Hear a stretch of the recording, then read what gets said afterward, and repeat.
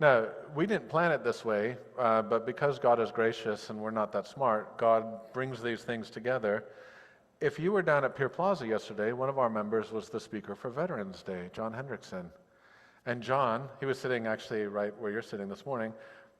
He looked great. He can still fit in his uniform, which is, I can't fit in all my old priest clothes, I can tell you that. It's not as an active as a life as the military, to be honest, but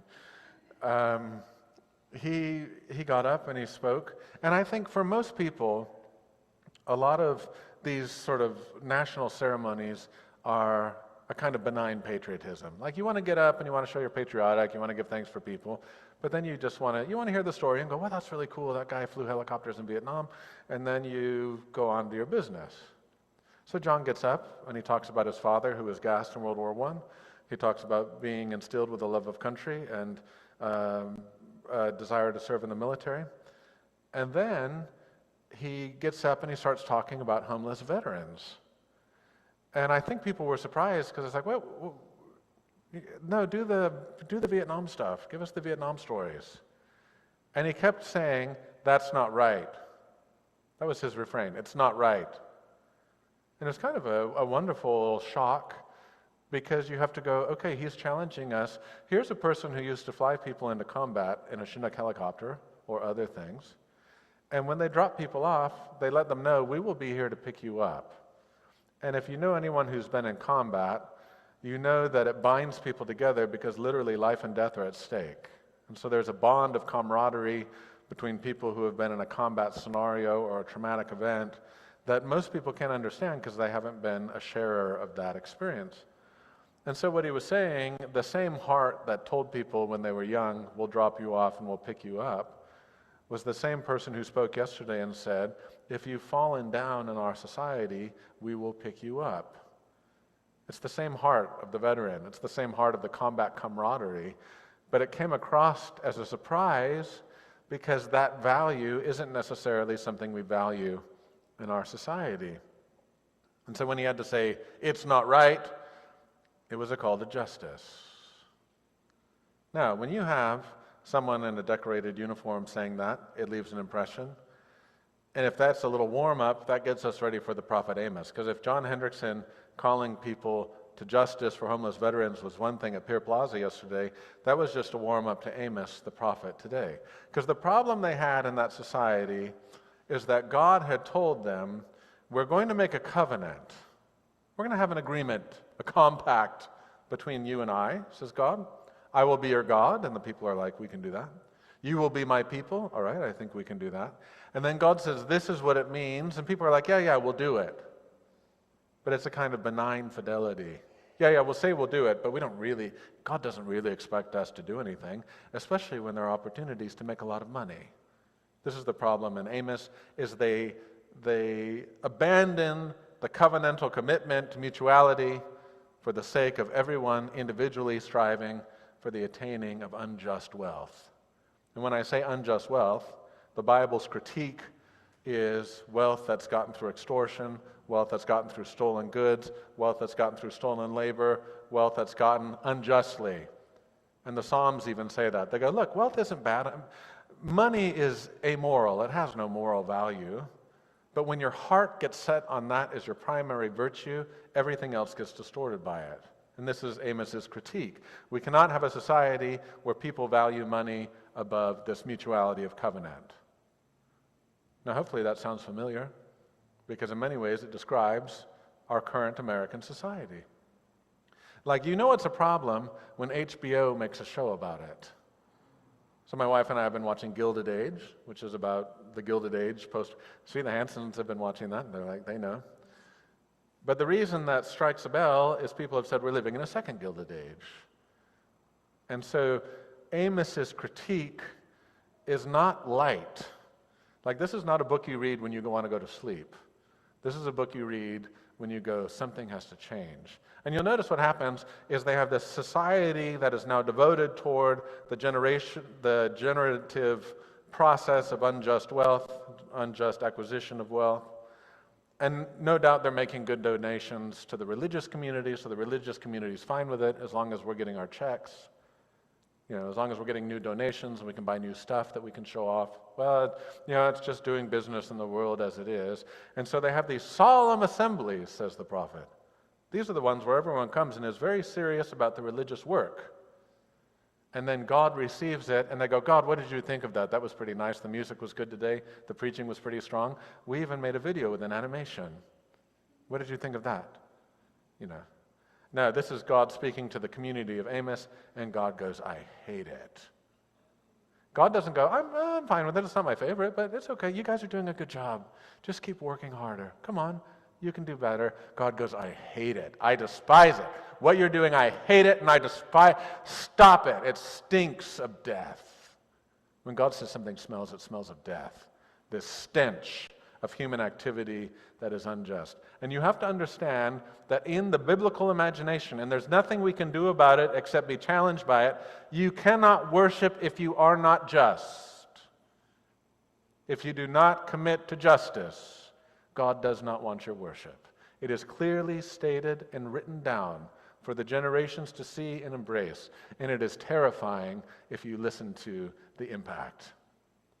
God does not want the songs or the communions or the baptisms or the funerals if we are not committed to the covenantal values of mutuality that include being just, especially to those who are the most vulnerable among us. It's very clear. God says that. That's why it says in the prophet Amos, let justice roll down like a stream, an everlasting river. And he doesn't mean a trickle of water. It's a tsunami that's going to wipe out an unjust society. And if you know what happens to the people that Amos was prophesying to, it's not good.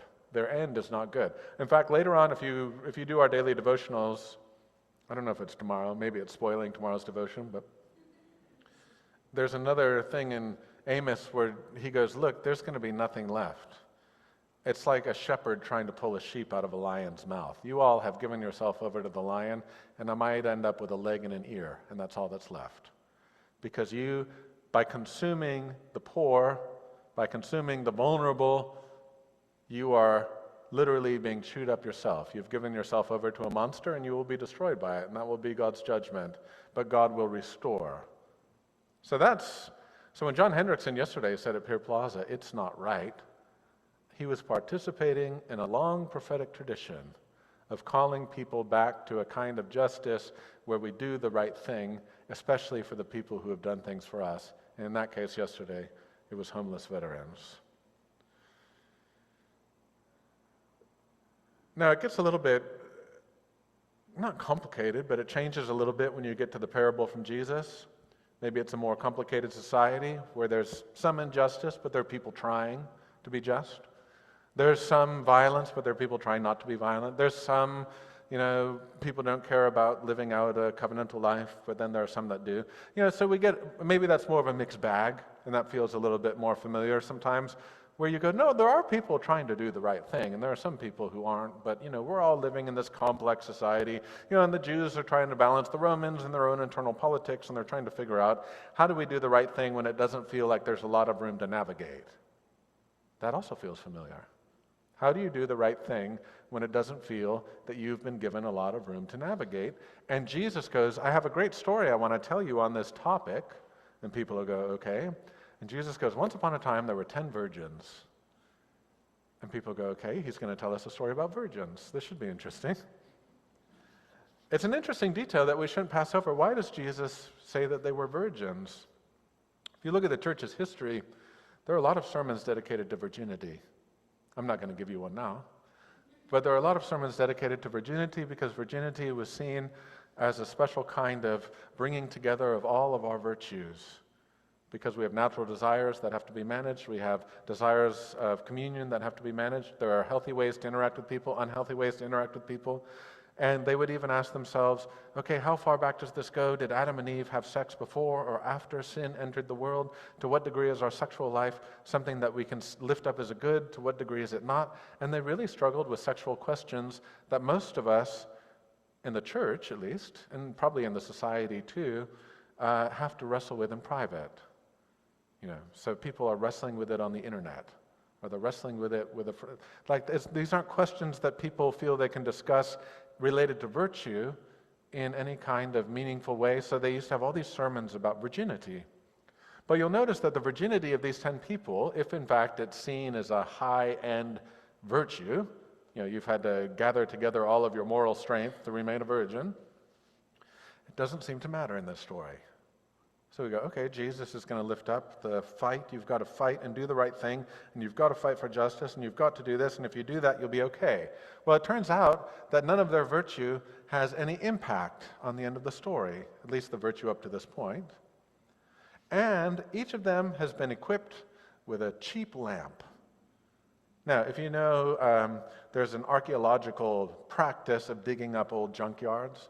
They dig up old trash heaps, they dig up old toilets, they love digging up Roman things because you can do all sorts of sociological analysis by the trash we leave behind. Someday, someone's going to dig up all your trash and they're going to go, these people live like this, and they like McDonald's, or they like straws, or whatever it is that they think about us. But there are huge, huge landfills just filled with cheap Roman lamps. You don't need much to be a lamp. And each of these virgins is given a lamp. But the interesting thing about it is only half of them actually think they're ever going to use it, and the other half don't. And this is a much more quieter, insidious spiritual problem. It's one thing when someone like Amos is saying, hey, the house is on fire, and we got to get out. It's too late, everyone just needs to get out of the house, it's on fire. It's another thing when people have spiritual potential, and they just, maybe half of them, or more than half, never imagined that it mattered. Never imagined that there was a fire to light. Never imagined that they might be the one called on in the dark to provide a light. And that's half of this group. This is so much of our religious potential can be reduced to a kind of empty ceremony. This is sort of that benign patriotism I was describing. It can happen outside of the church as well, where we all have the lamps, but we're not really expecting to light the fire of sacrifice. Now, hospitality is one thing, sacrifice is another, where you open up a space where the space that you open is going to cost you a lot. Sometimes we do not think that God will ever use us to light a fire that will show someone else the way in the dark. So, this is the problem. There are people that are ready and there are people that are not. And you had to be ready before it started. It's sort of like an earthquake kit. Now, I don't have one. I keep going, we should really have more water in the garage. We were carrying water around in the trunk, and then it leaked everywhere, and I go, we don't need all this, and we threw it all out. And I'm like, I hope we don't have an earthquake, but it's the kind of thing that when it happens, you were either ready or you weren't. And when the bridegroom shows up for this dinner, you were either ready or you weren't. And then they start flipping out. Everyone was asleep. So everyone's a virgin. Everyone fell asleep. Half of them had oil, half of them didn't. And they thought, oh my gosh, our job was to light his way and to welcome him into the party and all this stuff. And so they start flipping out and they go, maybe now's the time to get prepared. They go, hey, give me some of your oil. I'm not giving you any of my oil. You don't get any oil, you stupid virgin. You get nothing. And then they go out and buy some oil. Well, there's no 24-hour oil dealer in these small Galilean towns. So you can imagine some guy selling oil, having all these virgins show up in the middle of the night. And then his wife goes, what have you been up to? I don't know where oh sure, 5 virgins just show up asking for you and you say there's nothing that we need to talk about? We don't know what happened. We just know that they missed the party. Now this is the other thing, because you might be thinking that I'm telling you that unless you have the oil, you're not going to be able to light the fire. You're like, okay, what he's saying is I need to be prepared. And to a certain degree, Jesus is saying that, because the parable is going to work on multiple levels.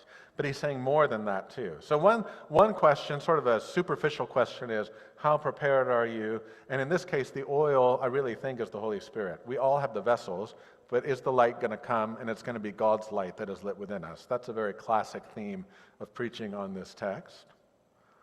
But I think there's something else that needs to be, and this is the definitive meaning of this story, or the definitive gift of this story, is that the bridegroom never says, guys, why don't you have any oil? They flee assuming that their preparation was still more important than what the bridegroom was bringing. And what they don't realize is that God will also use the empty as well as God will use the full. See, because what happens is we start to exempt ourselves from being a person that will help in the night from being a person who will create a space of hospitality because we go, well, I had the lamp, I just didn't have any oil, so obviously God's not going to use me. And that's not true. You might be one of the virgins. Well, I don't know. I don't want to know. You might be one of the people who, when the moment comes, you will realize you have been caught up short and you feel like you have nothing to offer. You are empty. And then you will have that moment of panic, like the 5 foolish virgins, as they're called. But what you need to realize is the bridegroom's still going to bring you in to his party. That's the point. The point isn't how prepared were you. The point is, oh my gosh, the bridegroom finally came. Now you can imagine for someone that loves you, like I know people in my life that would have no oil if I said, hey, just wait up for me. But I wouldn't be angry with them necessarily, especially the ones that I love very closely. I might give them a knowing look and I go, I know, I forgot the oil. I might wink at them. I might go, really? You didn't bring any oil? All right, get in here. I love this guy. Get in here. That's what the bridegroom's doing. This is how God welcomes us. God uses the full and God uses the empty because the bridegroom insists there's going to be a party. And now it's not a matter of your capacity. Are you full? Are you empty? Are you with it? Are you not? Are you prepared? Are you not? God will use the foolish and the wise because God is wanting to create a redemptive experience. This is God's redemptive hospitality where we all get ushered into something we were not worthy to experience, something we were not made for, something we were not ready for. And that's why hospitality ties closely to grace. Justice is one thing, and God will demand justice. Worship and justice have to walk hand in hand. But beyond justice is the idea of a grateful redemption, where God did not deal with us as we deserved. We empty, foolish virgins. But God still created a feast for us and welcomed us in. And now this is where we go beyond meting out justice. This is where we offer redemption. This is where we offer mercy. This is where someone goes, I don't deserve this. And it doesn't matter. God made this space for you. If you met Eric last week, you'll remember he was the one charging his phone, and then he'd had a stroke. He couldn't go back to rehab. You've heard the story a bunch of times. He came to church for the first time after several months of healing. And he kept asking, why are you all doing this for me? You don't know me. You don't know who I am and what I've done. Why are you doing this? We go, oh, because God gave you to us. And it seemed like we were the ones that were supposed to welcome you. You're right, we don't know who you are. We don't know if we would like each other. We don't know if all of a sudden you get sober and we go, that's who you are? We don't know. We literally still don't know. We're supposed to go to the driving range, so we'll probably find out, when he misses his drives. But that's not the point. The point isn't, are you worthy to receive the gifts of God? Are you worthy to receive the help of the church? When we see someone who bears the image of Jesus, or when we see someone we say, God loved you enough to bring you into the banquet like that, how can we not create these spaces? And that becomes the church going from justice to redemptive grace. And that becomes the power of this movement.